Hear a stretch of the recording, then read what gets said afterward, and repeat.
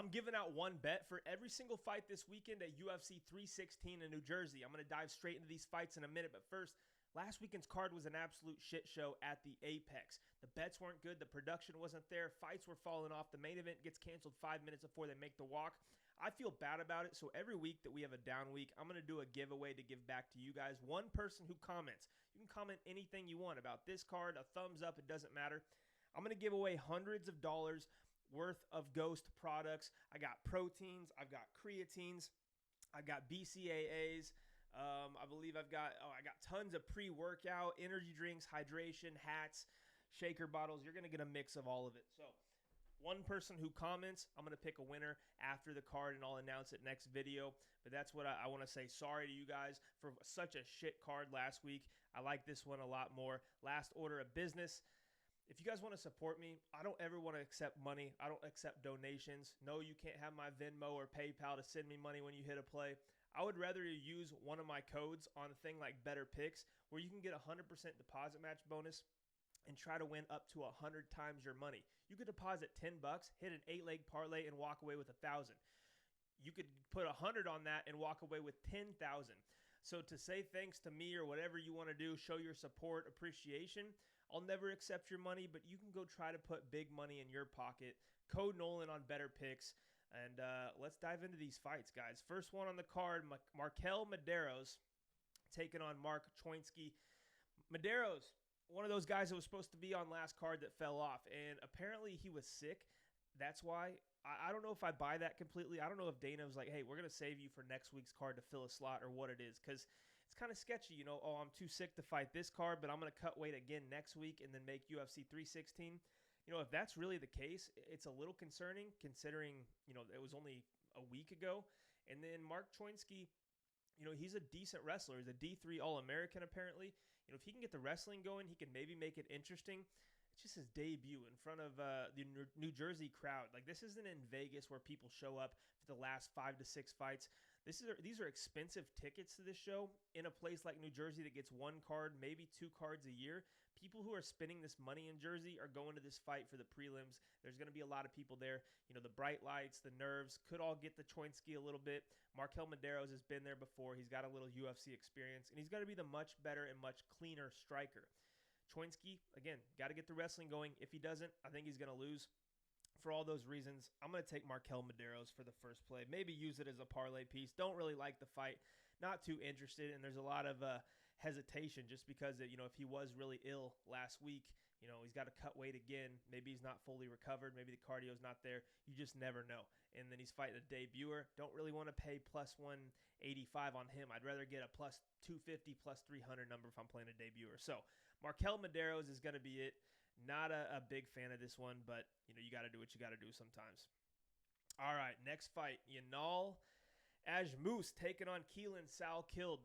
You know, I've never been super impressed with Ashmouz. Yes, he came in and knocked out Sam Patterson in the first round in brutal fashion. I think I had higher hopes for him after that. Went in with kind of a, you know, back and forth fight with Trevor Peek that he clearly won. You know, got taken down, got back up, got some takedowns of his own, landed some decent shots. But, you know, he lacks volume. And he does have big power in the hands, but he's going to be a lot smaller here. He's going to have a reach disadvantage. And I think Salkilld is just more versatile on the feet. And, you know, if Yanal does want to go to the wrestling, you think that's his path to victory. Salkild's very skilled with the submission and the submissions and jiu-jitsu. And, you know, he could be very dangerous in that spot. I really do think that if Salkilld is getting his hand raised here, he's either finding a big knockout like he did against Anshul Jubilee, or he's finding a submission. So, you know, Ashmouz has that slight chance at a knockout, but I think Salkild's going to catch him with a couple of big shots and possibly find the neck. So my play for this fight, Salkilld and Ashmouz to end inside the distance. I think there's violence written all over this fight. All right, next fight up, we're getting Jekka Saragih versus Ju Sang Yu. This is another debuter in Yu at minus 470. He's 8-0, undefeated. You know, these guys are losing their O's in 2025 coming into the UFC. Jekka Saragih's got a little UFC experience, but not a ton, and definitely not against absolute killers by any means. He's fought some decent level of competition. You know, he got beat by Weston Wilson. Jury's still out on Jekka Saragih for me. He's a little bit smaller, a little bit shorter and compact, has big power in his hands. But that's how he's got to beat you. He's got to find that big knockout shot. I mean, we saw Anshul Jubilee beat this guy by ground and pound because he was tired in round 2. Lucas Alexander made one mistake. He was a massive favorite, and then he gets knocked out by Jekka. And then Weston Wilson was a big dog and submitted him in round 1. I remember it because I had submission round 1 at plus 900 for Weston Wilson.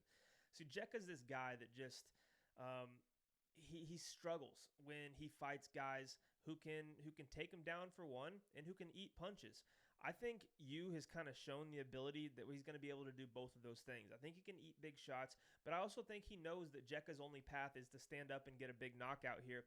And Jusang Yu has shown some decent wrestling and grappling. I mean, this guy's got 8 wins. He's got a 50% finish rate, but he's got 3 knockouts and 1 submission. So he's not this dynamic submission artist by any means. But I do think he's going to go to the wrestling to slow Jekka down. And I do think that's going to eat up some clock and eat up some minutes. And the over 1.5 is at like minus 130. So that's my play for this fight. Yes, Jekka could catch him, but I don't really think Jusang Yu, if he has high fight IQ, I don't think he's going to give Jekka the chance to fight him at distance. I think he's going to be in on the wrestling right away, at least put him against the cage, slow him down, and maybe the violence comes later in the fight. But I'm taking this fight to go over 1.5 rounds for this fight. Another one I'm not highly invested in, but we're going to get in some better fights here. Next fight up, Wang Kong, Ariana De Silva. Wang Kong is a minus 600 favorite right now, which is absolutely absurd. I mean, Ariana De Silva's fought some high-level competition. She's got a lot of experience in the UFC. Her problem, I mean, she gets caught on her back at times. We've seen her ground and pounded in back-to-back fights, a couple of years ago. But we've also seen her, as of recent, the power and the danger factor for her has kind of gone out the window. She used to be intimidating and a girl that you couldn't make many mistakes if she was going to capitalize and find a big shot or submit you. I mean, she submitted Casey O'Neill, which was a very good fight for her.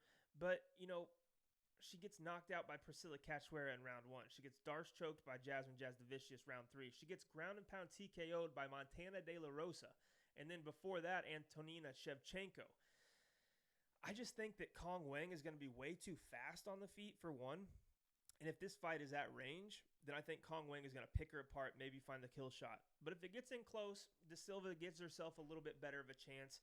But I think Wang Kong's wrestling and her grappling is a little bit underrated just because she got submitted by Gabriela Fernandez when she was concussed and halfway out from the head kick. I do think offensively she'll be able to get De Silva down on the ground if she wants it there, if she needs it there. But if Ariane wants to come out here and play jiu-jitsu, I don't think she's going to be able to get to a spot where she's in dominant position against Wang Kong. And even if she does, Wang Kong is strong. If Ariane lands on her back and wants to, settle for guard and look for submissions, I think she's going to eat big shots, and we've seen her finish that way before. So maybe Ariane gets it. But I think she's got a finisher here. If not, I think Wang Kong is going to be victorious. But also, I just think she's going to land really big shots in this fight because Ariane is so hittable at times on the feet. Taking this fight to also end inside the distance. It's women's MMA, I get it. But, De Silva's shown that she can get finished. And this point in her career, I think she's more hittable. She's a little bit slower. I don't really think she's completely in this thing anymore. Whereas Wang Kong needs a statement win. She's going to come out hot and look to get it. Inside the distance for this fight is the play. All right, next up, Khaos Williams, Andreas Gustafsson. Andreas is another guy who's supposed to fight last weekend. Trevin Giles was a late replacement as it was. Fainted during weigh-ins, hit his head. Doctor wouldn't clear him to fight after that, obviously. But Dana White's giving him another shot here a week later. This is a tougher fight for him than a Trevin Giles because Khaos Williams, for one, is durable. I mean, yeah, we saw him submitted in his last fight, but to knock out Khaos Williams, haven't really seen anybody do it yet. And Andreas Gustafsson's not a guy who's like a big power puncher from range. This guy beats you when he can put you up against the cage. He throws nothing but knees to the body and elbows to the head. Like, that's his game plan. I'm going to put you against the cage, and I'm going to wear you down and try to break your ribs and hit you in the liver until you quit. Whereas Khaos, he's going to look to get his underhooks, circle off the cage, and go to work at distance. But I think Gustafsson's got a hell of a chin on him. I really do. And I think Khaos does too. And I think either way, Andreas maybe gets him down on the ground, after he gets him against the cage and drags him there. But I don't think he's going to go submit Khaos like Gabriel Bonfim did. And I don't think he's going to ground and pound TKO him.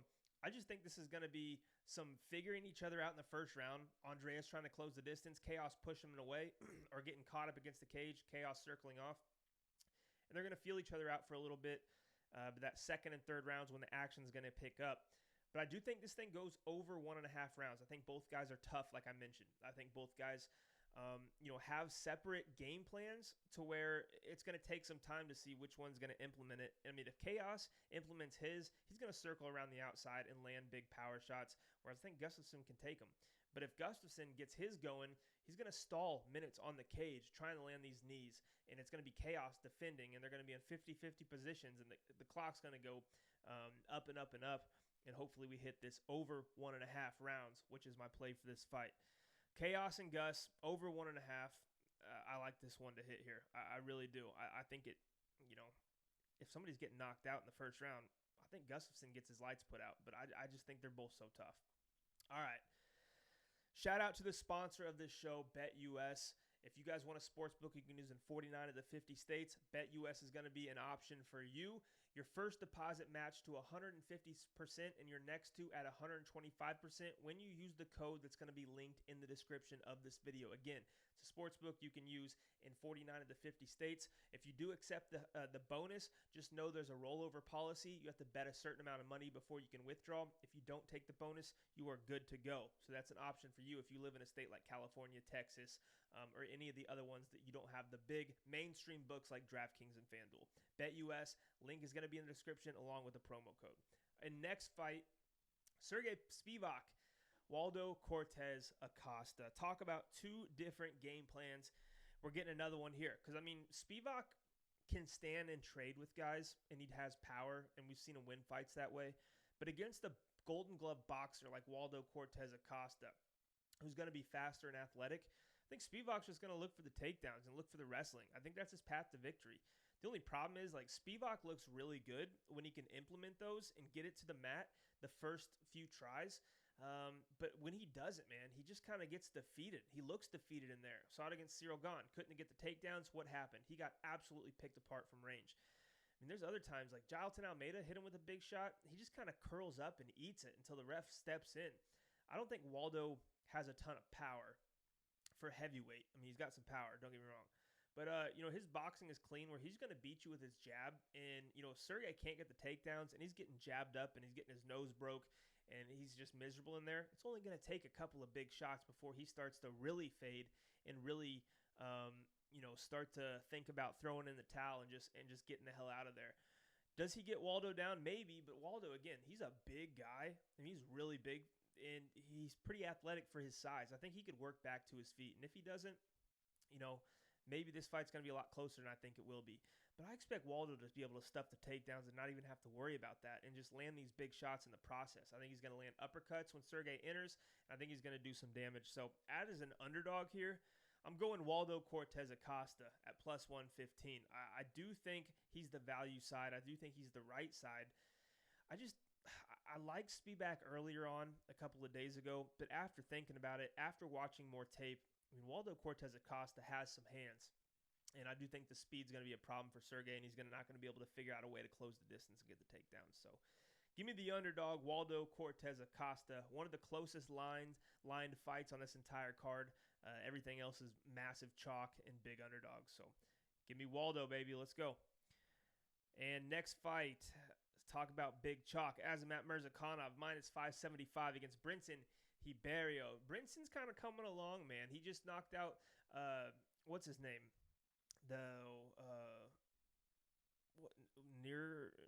Nurgazai? Yeah, Nurgazai, something with a Z. And, he was a massive underdog in that spot. And he came out there, defended well, and then just landed big shots. And he's very, very long for this division. I believe he's got an 81-inch reach. I'm not looking at the screen. I know it's on there for you guys. Super long, super tall, and he's athletic. He's not like a big 205er. He's kind of lean, but he's explosive as all hell. He can strike. He's got a good 1-2 down the middle. He's got decent jiu-jitsu. It just hasn't really worked out at this level so far. But he's fighting an undefeated guy in Azamat Murzakanov, who's already came into the UFC fighting higher levels of competition than Ribeiro. He beat Dustin Jacoby, had him hurt there. Oh, yeah, it was Dr. Nurgazai. was who he actually got the submission. Sorry, not the TKO. Got him with the Kimura. But he was beating him up in that fight where Nurgazai was tired, he was gassed, he was hurt. And, that was a really good showing for Brinson Ribeiro. But the fight before that, Kyle Machado has not panned out in the UFC and not looked good. He went to a split decision with him there where a lot of people thought that Kyle should have got his hand raised. Before that, lost to Magomed Gajiasulov, the biggest fraud from Dagestan we've seen in the UFC. So, yeah, man, this guy, Brinson, I think he's going to be in fun fights. But to say he's going to go out there and beat a guy in Azamat Murzakanov, who is better than Nurgazai, better than Kyle Machado, way better than Magomed Gajiasulov, I think this is going to be a tough ask for Ribeiro to go in there and get the win. Now, the big question is, how does it end? Can Murzakanov find the knockout shot? I think he can. I think he will, if I'm being honest. I mean, this guy knocked out Alonzo Minifield in round 2. Like I said, had Jacoby hurt, dropped him. He knocked out Devin Clark in round 3, knocked out Tafon Nchukwi in round 3, and had a first-round knockout on the Contender Series. The guy is powerful. The guy's dangerous. And his striking, you would think, like Murzakanov, he's going to come in here and be this big wrestler. He's landed a few takedowns in the UFC, but this guy wants to fight on the feet. He's like a Muslim Salkilld. Like, he just surprises you. He's not built. He's not crazy jacked, kind of flabby, but the dude is fast as hell and has a lot of power. I think this fight is one where here's what I'm going to do. I'm going to take this fight to end in round 1 as a little bit bigger of a bet, and I'm just going to hedge out with ends in round 2. And whatever odds you guys are getting on your book or BetUS, just deploy your money to where you're going to win money no matter what. Maybe you have to bet a little bit more on round 1 because it's not as good of a price, and you're taking it in round 2 to where you're kind of arbitraging those 2 rounds. No matter which one hit, you're going to win a little money there. That's just the only thing I really like in this fight because the over-unders, not really a good price. Minus 575, I would never give out a play with a line like that. That's just a cop-out, in my opinion. And I really don't think Brinson has a great chance to win the fight, or else I'd try to take him as a little underdog shot. So, yeah, round 1 finish for either guy, and then hedge out with round 2. If it doesn't hit, is what it is. You're getting decent odds on round 2, so you're not going to have to spend a whole bunch of money. But I do think somebody is going out in the first 2 rounds here. Both guys powerful. Brinson slows down. Murzakanov does not, and has big power for every round. I think he's going to land a few shots that really hurt Brinson here. Oh, man, a lot of chalk on this card. A lot of massive favorites. And we're getting another one here in Joshua Van versus Bruno Silva. Love Joshua Van. Can't believe the kid is still not even 24 years old. It's actually insane.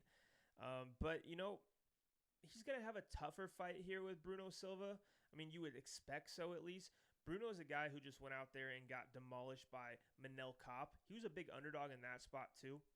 But Manel Kape was able to hit him whenever he wanted. That one got pretty ugly. It got away from Bruno very, very fast. And Bruno's kind of getting up there to I think he's 35 now. Yeah, he's 35 years old. Again, against Kape, he took a lot of damage. Yes, he beat Cody Durden the fight before that, but he was taking a lot of damage, and he was losing that fight up until the knockout. I mean, he was out striking Cody, but Cody took him down, had like 3 submission attempts, a couple that were locked in. So, yeah, he's getting to that age where you can tell in the striking he's not as fast as his opponents anymore, and the damage he took against Manel just last December, just 4 or 5 months ago, was pretty bad. 111 significant strikes through 2.5 rounds, and then bad knockout TKO there in the third. So I think Joshua Van's going to put the volume on him, but we've seen Joshua Van knocked out too by Charles Johnson, a guy I think Bruno Silva has a little bit more power than a Charles Johnson. So, if Bruno wins this fight, I think it's got to be by knockout or he's going to get out-volumed here. But I think he could slow down and get TKO'd by Van too. And that fight not to go the distance is at plus money at plus 110. That's going to be my pick here. I mean, I have to go with a lot of these ins inside the distance or goes the distance or over-unders because you just can't really do much with these lines. I mean, we're looking at what's with Joshua Van minus 625. I would take a shot on Bruno at plus 450. I don't like taking shots on guys that I don't think is going to win. Do I think this line is wide? Absolutely. I just don't think Bruno has the skill set to come out here and put it on Van unless he knocks him out. And if he does knock him out, we're winning our bet anyways. So that's what I'm rocking with. Fight ends inside the distance, plus 110. And now we get closer to the main card. And in this one, Kevin Holland Vicente Luque. Man, this one has been a little bit tough for me just because Vicente Luque has a nasty Darce choke. He's a good jiu-jitsu player, and that's been Kevin Holland's downfall. But the problem is Kevin Holland usually gets submitted by guys who have very, very good wrestling and are very strong and able to control him on the ground, move into a dominant position, and find the sub. I don't really think Vicente is that at this stage in his career. Kevin's going to get subbed if he does something stupid like shoot a takedown or give up his back standing against the cage or something like that. I expect Kevin to just keep this at range and box the head off of Vicente. Vicente's striking's good, but, we've seen him try to go in there and strike with guys as of recent. Joaquin Buckley comes to mind. And even when Buckley took him down, it did not take much for Vicente to just cover up and wait for the ref to stop the fight. I don't know where Vicente's head's at. When we saw him against Jeff Neal get battered and have a brain bleed after that fight from taking so much damage. I don't really like betting on guys that have gone through things like that in the recent years, and they're coming back to try to fight some more when they're a little bit older in their career. So not a fan of backing guys like that. I do think Vicente is being a little counted out or disrespected with these odds just because of how we've seen Kevin Holland get beat lately. But I do think Kevin is going to have every chance to finish this fight, probably by knockout. But, if Vicente feels like he has to go wrestling heavy game plan, if he can't get the takedowns and leaves his neck out there, Kevin Holland is a slick jiu-jitsu player himself, a black belt, has submissions in the UFC. He survived Gunnar Nelson in his last fight. Gunnar's a better submission guy than Vicente. So, it makes me think Vicente's probably not going to finish him here. And then Kevin Holland should come on with the striking, do more damage, and find the finish. So, yeah, I'm going to take this fight also to end by finish. You cover Holland winning by sub or KO, and you cover Vicente finding that Darce or guillotine or anything against Holland too. So I like that play. I think it hits. Could be a parlay piece for you. But yeah, I'm not backing Holland at minus 265 ever, but I just don't know where Vicente's at to where I'm going to be confident playing him as an underdog here. All right, next fight, Patchy Mix taking on Mario Batista. Oh, man. Patchy Mix coming from Bellator. He was a stud over there, absolute star, 17-1, I believe. The guy has not lost but one fight, and that's super impressive at any level when you have 17 wins to your name and only one loss. The guy is a human backpack. If he takes your back, he's probably going to stay there for the rest of the round, whether he finds a submission or the bell rings, and you got to come out there and try to defend it once again. Now, yes, he has fought in Bellator, but he's fought decent competition over there. I can't take anything away from him. But Mario Batista is no slouch. I'm actually surprised to see him at plus 150 here because Mario Batista has some grappling in his back pocket. He's not a submission guy like Patchy Mix, but he's very physically strong. He's wiry. He scrambles pretty well. And I think he's going to have to for a little bit. But while this fight's on the feet, I think Mario is going to keep Patchy Mix guessing on when can I shoot this takedown. Pop, pop. There he goes with a 1-2 down the middle or an uppercut or leg kicks. Mario Batista is a very crafty fighter. And he's got some high fight IQ. I know people absolutely hate him for that Jose Aldo performance when he held Jose up against the cage in the third. But, what are you going to do? Look what Amin Zahabi went out there in the third round and tried to strike with Jose and damn near got soccer kicked his head into the third or fourth row. I don't know how Zahabi survived it. But, if you're in there against Aldo and you just need that win over a legend, what are you going to do? If you can't strike with the guy who's one of the best strikers ever, yeah, you're going to hold him against the cage. At the time, I hated it, but I get it. But yeah, this fight, if anybody's holding somebody against the cage, it's going to be Patchy Mix holding Batista. Maybe he gets a spoonful of his own medicine. But while this thing's at range, man, I think Batista's going to do some damage. He's going to hit him. Could possibly hurt him. I just don't see Mix being able to get to Mario's back here very easily. If he does, yeah, it's going to be a problem. I just don't know if he can do it a full 3 rounds. I think Batista's cardio is excellent. I know a lot of people are going to be on Patchy Mix, and it's why the line is minus 180 right now. But I'm actually going to take Mario Batista plus 3.5 spread, meaning he just needs to win 1 round on all judges' scorecards for this to cash. I think he wins 1 round here for sure against Patchy. Whether it's round 1 or round 3, round 2 is probably going to be a toss-up. I'm not sure, but I just know we can get that 1 round done for sure in his favor. And if you want to hedge out with a Patchy sub, I think that's a decent look. I mean, if Patchy wins the fight, I think it does come by submission. I don't think he's going to do enough damage to Mario to win on the scorecards. I think Mario is going to be the one piecing him up on the feet. While they're in the clinch, he's going to have better knees, all of that stuff. So yeah, I like Mario spread plus 3.5, but I'm also going to sprinkle on a little Patchy sub to hedge out. I think it's like plus, 400 now? So you're getting good value there, and you're going to be able to make some money however it goes. But I think people are counting out Mario Batista because they don't like his last performance, when in reality, the guy is on a win streak. He is a very, very talented guy who's just getting better and better, and he's right in the middle of his prime now. All right, Kelvin Gastelum, Joe Pyfer, a rescheduled fight from a month or two ago. Kelvin Gastelum, man, had a lot of promise, fought for the belt against Israel Adesanya, and held his own and did very, very well. But those days are behind him. Even though he's not very old, I mean, Kelvin Gastelum has the career of a guy who's like 40 or 41 in the UFC. He's fought so many times. He's had so many wars against high-level guys for sure. He's going to be way undersized against Joe Pyfer, if I'm being honest. I mean, he's going to be way shorter. He's just going to be thick. And Joe Pyfer is built. He's strong as hell, hits like a truck, but he's also a good grappler. I think the biggest red flag or question mark with Joe Pyfer is the gas tank, because what we saw against Jack Hermanson. And Kelvin Gastelum notoriously can take a lot of damage. He can eat big shots, but when he's getting finished, it's always by sub. I don't think he's ever been finished by knockout. He's been submitted 3 times. And, Joe Pyfer's talked about it. Guys around him have talked about it. Watch out for the sub. Joe's going to go to the grappling. And I think round 1, he's going to stand with Kelvin and just try to beat him up. And then in round 2, maybe he takes him down, tries to get top position, land some elbows, look for subs, and just kind of make sure he doesn't gas himself out trying to knock out Kelvin in round 2 as well. I think Joe probably learned a lot from that Jack Hermanson fight, and he's looked good since. And again, he's knocking out guys because his power is absolutely insane. It's just Kelvin never been knocked out. But if Joe gets his takedown stuff, and he does start to get tired, I mean, Kelvin is notorious for kind of coming back and landing some good volumes later in fights. I just, for some reason, feels like Kelvin's way past. I mean, I know he's technically in his prime, but he's been to the top. He's fought the high-level guys, title fights. I just feel he's kind of past caring, I guess, in the way he did back then. I just don't know how invested Kelvin is in it. He misses weight. He doesn't seem to be in that great of shape every time he steps in the octagon. I mean, you're beating guys like Daniel Rodriguez in close fights. Now you're going into against Joe Pyfer, an up-and-coming guy who has everything to prove.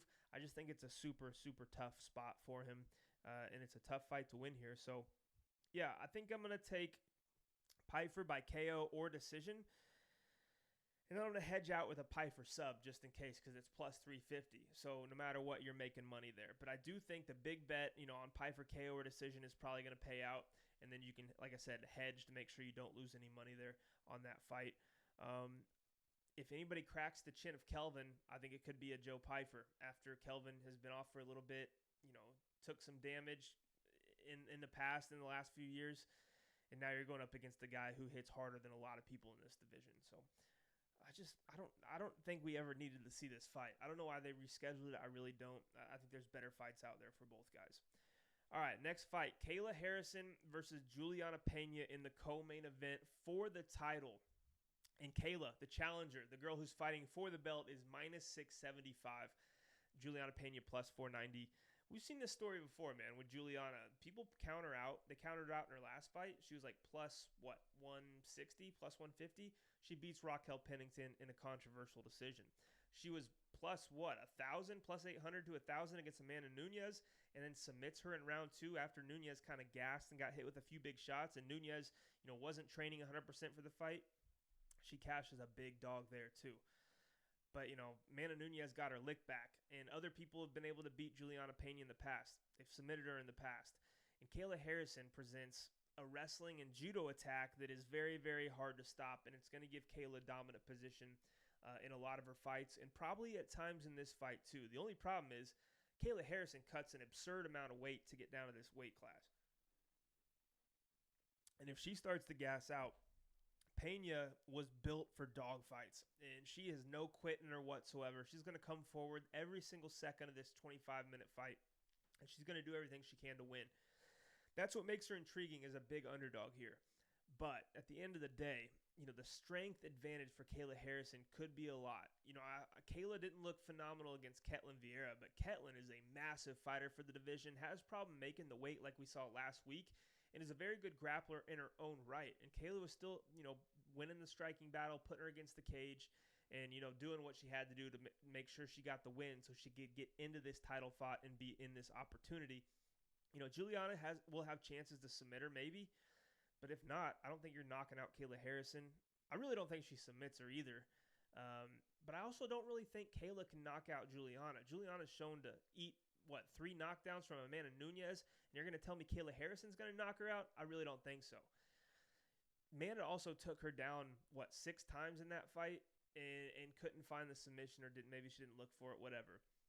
I think both of these girls are tough enough to not get knocked out for sure, and I think both girls have good enough grappling and knowledge to not get submitted by the other.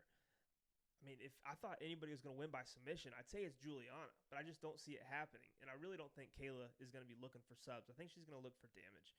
But I think Peña is just too tough. So I got to go with the over 4.5 rounds. It's at plus money. It's like plus 146. It's women's MMA.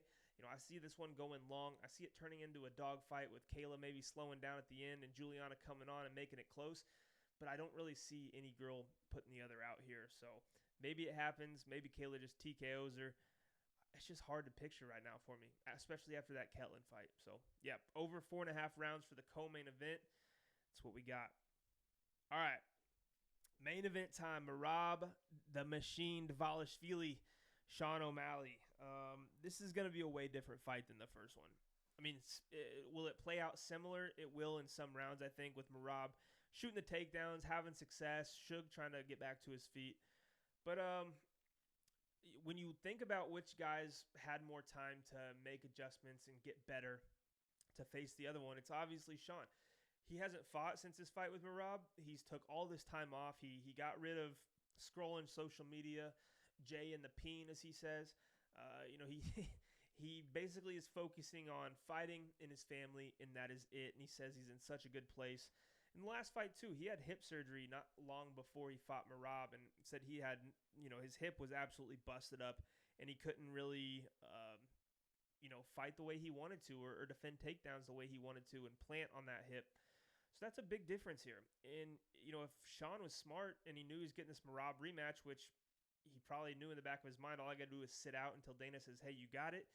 He's probably just been defending takedowns for 9 months straight and working on getting back to his feet for 9 months straight. That's all he needs in this fight is takedown defense and a get-up game, and he'll have the moments on the feet, and he will score well like he did in the last fight. 2 of those judges gave that fight 48-47. I think Sean watches that and thinks, man, if I would have just done better in round 1 and landed bigger shots and let my hands go and, just work to get up to my feet instead of settling, he probably, steals a decision win there. Whether I don't really agree with it, I think Merab easily won the fight, but 2 judges had it 48-47. I mean, judges have always been biased towards Sean O'Malley, and I don't think it'll be any different here. The UFC would love Sean to win. They'd love nothing more, and it feels like the crowd will be on Sean's side here, even though it's in New Jersey. Merab's just a tough ass to go out there and beat. That's the only thing is it's keeping me from just straight up taking Sean O'Malley on the money line, is that, if Merab's having a great night, he can beat Sean O'Malley 3 rounds, no problem with the takedowns. I mean, if Sean wants to win, he's got to be absolutely perfect. He has to fight a perfect fight. Something tells me Sean O'Malley's going to come out here and look way better than he ever has. Maybe he doesn't knock him out, but he gets the takedown defense going, and the striking's always going to be there. My official play is going to be Sugar Sean O'Malley plus 5.5 spread. So if it plays out like last time, 48-47, 48-47, and 49-46, that hits. All you got to do is add the difference in points on all 3 judges' scorecards, and if it's within 5, we hit this thing. So again, 48-47, 48-47, and 49-46 loss for O'Malley means the plus 5.5 spread bet hits for us. I think he can do that. I think he can win at least 1 round and make the other ones very, very, very, very close, or at least for the judges to score. And if Sean also keeps it on the feet, he's going to have chances to hurt Merab and find a knockout too. So if he wins, great. But if he loses, if it's close margins, we're probably going to cash this bet. Love Merab. I love Sean O'Malley too. I think he gets unnecessary hate, but I do think this is going to be one of the better performances, or at least this is going to be the better version of O'Malley, a guy who's completely ready. You know, he was hurt against Aljo. He was hurt against Merab. And now he seems to have taken the time off and absolutely focused. He should be in shape, should be ready to go, and should have a way better game plan and a way better skill set on defending that kind of Merab attack. Those are the plays, guys. UFC 316, a way better card than the Apex. I'm glad we're out of the Apex for a couple of weeks here coming up in the future. Again, last week was an absolute shit show. I've been dying to get to UFC 316 just to get some good fights with high-level competition on each side, and we're finally here. I appreciate all you guys who watch these videos. After bad weeks like last week, the dudes who come back in here and are sticking by me, still watching my show, still sharing it, still commenting. You guys are the best for real. I'd be absolutely not shit without you guys. Social media and the UFC and making content on fights has completely changed my life. I know I've talked about this before, but for a while, about 7-8 years ago, probably maybe like 8 or 9, I was in a bad place. I know like a lot of people struggle with different things. Substance abuse was big for me, and I was headed either, a couple of places that weren't very good, and I got my life back together. One of my outlets was watching the UFC, and then I met my now wife. We ended up having a kid, and we found out we were having a baby shortly after we got together, and so it made me and forced me to get my life together. I wasn't really making content until maybe we were married for a year and a half, 2 years. One of my best friends, he ended up passing away, and after that, I realized, man, if you are just waiting around and you have goals you want to accomplish, but you're just sitting around just thinking, there's no reason to go for it, I'll never make anything happen with that. You don't know till you try, because I was in the same boat. I didn't think I would ever make anything out of this. And I kept grinding. I told myself I was going to give it all I had, because life is way too damn short to do anything else. Like, that's what I learned from, my best friend passing away, is that nobody knows how long they're on this earth for. And if you have goals, you got to start now, and you got to go at them 100% every single day. And, I did that for a year and a half, and I grew to over 100,000 followers across all social media. And there was no shortcuts getting there, man. It's hard work, but it's worth it. And if you stick to your goals and you do everything the right way and take no shortcuts, you will get there. But you got to first get up and go for them. You can't keep talking about it. You got to actually get up and do it. And I know a lot of you guys at home probably have goals and things you want to accomplish. The only thing I'm going to say to you is just start. Everybody starts somewhere, and if you grind and you work hard at it and you don't stop, I promise you, you will get there, or you will get close to where you put yourself in a position to for sure get there. So appreciate all of you guys for watching this. Hit me up in the comments. Hit me up in the DMs, Instagram, TikTok, all of that. I love hearing from you guys. Sharing your stories, whatever it may be, just chatting fights. I'm always open. I always answer every DM I can. So again, appreciate all of you. If you guys want to support, just use one of my promo codes, the one I just started using, and the app that I really started liking the last few weeks is Better. You just go to Better Picks in the App Store, use code Nolan, get a 100% deposit bonus. You can win 100 times your money. So you deposit $10, win 1,000 if you hit this 8-leg parlay. If you want to put 100 on that and try to hit 10,000, be my guest. It's a lot of fun. That's the best way you can support me, is just using code Nolan on Better Picks. Shout out to the sponsor of this show, BetUS, a book. Once again, you can use in 49 of the 50 states, and your first 3 deposits, your first deposit match to 150%, your next to it 125%. When you use the code, it's going to be linked in the description with the link I placed there as well. And if you want to get all of my bets, go to winnable.com/HOFpicks. Those are my premium plays. 5, 6, 7 of my favorite plays on every single card that I'm absolutely hammering. I do a lot more waiting around for the lines to see what they do for those bets. So I give those bets out later on Friday nights after I see the weigh-ins for one, after I collect a little more data and watch a little bit more film. So those are my premium bets, the ones I'm locking in before the fight card, and I'm looking to make a ton of profit with. If you want to do that, again, winnable.com/HOFpicks. Appreciate you guys for being here. We'll see you in the next card. Drop us drop a comment, and subscribe to the channel. Turn your post notifications on so you can be alerted every single time I post. Once again, I appreciate you guys greatly. We'll see you in next week for next week's video.